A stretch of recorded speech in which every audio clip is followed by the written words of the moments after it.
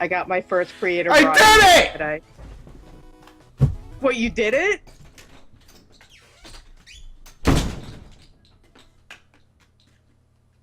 I don't know if he actually just left, guys. I'm back. What'd I miss? I thought you rage quit for a second. No, actually, I beat the level. Oh yeah, I saw that.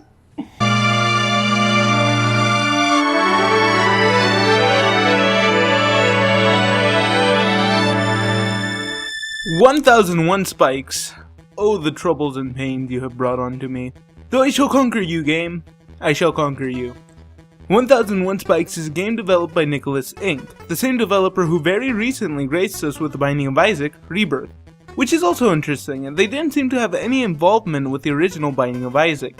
Though I'm not going into that now. Maybe at a later date I'll touch The Binding of Isaac.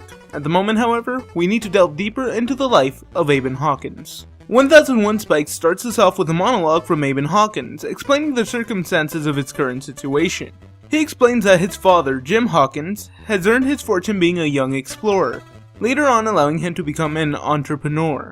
However, even in his old age, his father desperately wished to continue adventuring and retired from his job to do so. His son, Aban, however, disapproved of his father's endeavors as they would put him in peril and would make both Aban and Tina Hawkins upset. His father proceeded to practically disowning Aban as a son and refused to give him a cent of his fortune. Aban, fed up with his father, left his home and started to do some shady work. A few months passed and his father seemed to have vanished somewhere in the Antarctic, presumably dead. Jim had left his son Aban a map alongside a note, challenging him to head toward the Ukampa ruins and collect the treasures at the end. Only then will Aban have been in his father's good books. Upon finishing his note, Aban decided to embark on this adventure out of spite, and thus the game truly begins. What did the gameplay offer? Well, it's a platformer. Simply said, your goal is to make it to the end of each stage. Should get to the door and leave. Simple enough, anyone can do it. Should get to the door and... Locked, as suspected. Oh, right, keys. Before you can finish any stage, you had to collect a giant glowing key, which is simple enough. It's hard to miss when going through any level, and it's typically on the way to the door, with a few exceptions where you might have to go out of your way to get it. Though grabbing this key is also a big factor to the difficulty of this game. Collecting the key is typically not the easiest thing to do. While it might be on the way to the door, typically there's lots of traps and enemies that try to prevent you from doing so. I mean, sometimes the game doesn't even give you any breathing room to work with. It is very possible to die by not moving in some of the later stages, though that doesn't mean the game is unfair. For the most part, this game asks you to stay on your toes, and that's a good thing. The levels, by what I can tell, have very little RNG, if any, so not a lot of things change upon replaying the levels. Everything should be about exactly the same, so getting to the end of the stage is more about learning the stage and how to get past the obstacles than it is a dash to the finish, which I enjoy. It's almost like you're actually traversing ancient ruins. You would need to be able to stay on your toes in real life because, let's face it, you're not going to get one respawn, much less 1001 respawns. Then again, the credibility of traps in ancient tombs seem less than likely. I'm pretty sure most of these traps were a staple of Indiana Jones, if anything else, which Aban seems to have a few similarities to.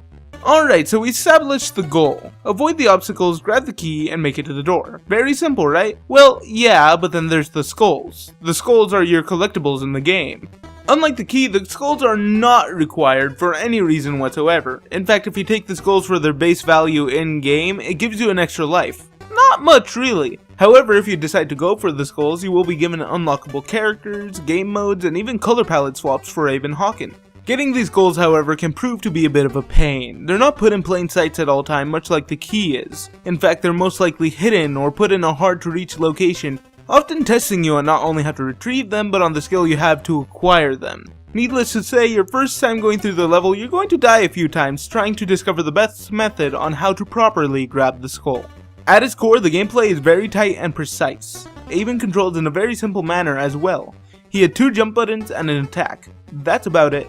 His jump buttons allow him to do either a tall jump or a small jump, which allows for some very unique platforming that involves proper timing and execution of certain jumps. Aban attacks in 2 possible manners. He can either throw his blade outward and attack enemies almost like Mega Man, or he can go for a Ubisoft-style assassination depending on how close you are to the enemy when you press the button. Aban's knives can also be used to press switches, deflect spinners, and break certain blocks. Needless to say, Aban is pretty capable when it comes to combat. The only real complaint I have about this game is that going for the assassination with your blade is often very finicky. Sometimes when I feel I'm close enough to the enemy to do an assassination and I attack, Aban will shoot his blade instead, often resulting in the scorpion turning and murdering me. It's a small little nitpick. I'm probably just really bad at determining when to attack.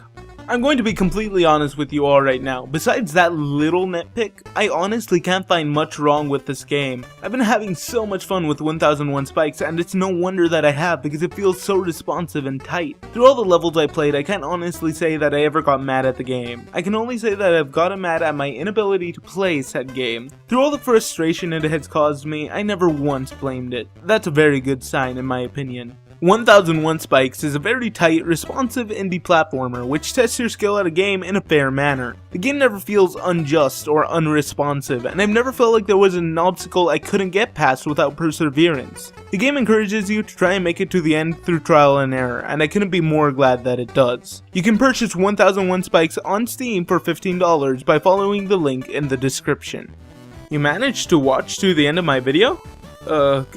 Congrats, man. Gal. If you enjoyed this video, feel free to drop a like and a comment. It really helps me determine what I might be doing right. If you want to see more content from me, I encourage you to subscribe. You could also follow me on Twitter, link in the description. And if you want to see more, you could always watch my video on the indie game Highlands. Or you could listen to my thoughts on the Collectathon platformer. Your choice.